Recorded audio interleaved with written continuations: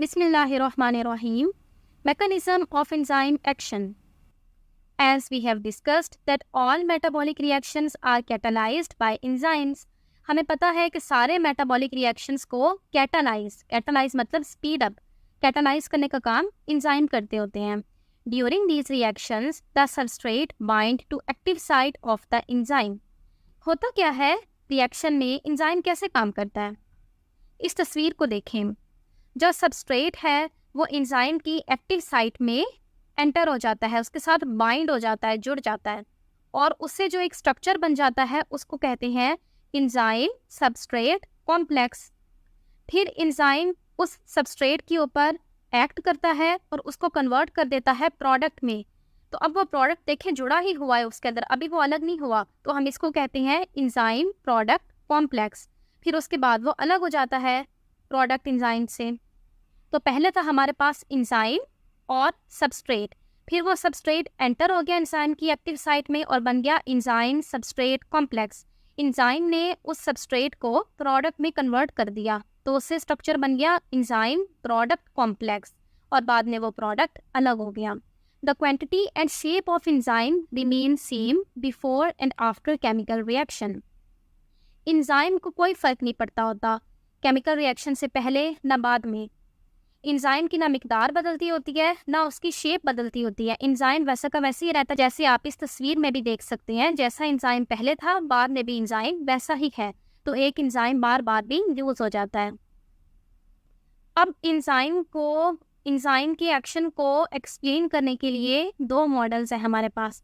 पहला है lock and की मॉडल और दूसरा है इंड्यूस्ड फिट मॉडल. सबसे पहला मॉडल देख लेते हैं. ये मॉडल 1898 में एमिल फिशर ने प्रपोज किया था. इस मॉडल के मुताबिक एंजाइम एक तरह का लॉक है और जो सबस्ट्रेट है वो उसकी की है. देखिए जैसे कि एक ताले के अंदर सिर्फ उसकी अपनी चाबी ही लगती होती है, या तो कुछ चाबियां उस ताले में फिट ही नहीं आती, और अगर कोई फिट आ भी जाए तो भी ताला उससे नहीं खुलता होता. उन दोनों का आपस में कोई रिएक्शन नहीं होता. वो ताला सिर्फ और सिर्फ अपनी चाबी से ही खुलता होता है, यानी वो अपनी चाबी के साथ ही सही तरीके से बॉन्ड बनाता है. बिल्कुल वैसे ही एक एंजाइम खास अपने सबस्ट्रेट पर ही काम करता होता है. बाकी सबस्ट्रेट उसके अंदर फिट ही नहीं आते, अगर फिट आ भी जाएंगे तो भी एंजाइम उनके ऊपर काम नहीं करेगा. और उसकी दो वजह हैं, एक शेप और एक चार्ज.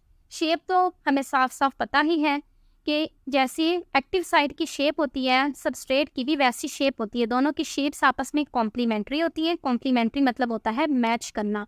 वो मैच कर रही होती हैं, इसलिए दोनों आपस में बॉन्ड बना लेती हैं. और चार्जेस का भी होता है. एंजाइम की एक्टिव साइट के भी चार्ज होते हैं और सबस्ट्रेट के भी चार्ज होते हैं. उन दोनों के चार्जेस भी आपस में कॉम्प्लीमेंट्री होते हैं, तभी उनके दरमियान सही तरीके से बॉन्ड बनता है.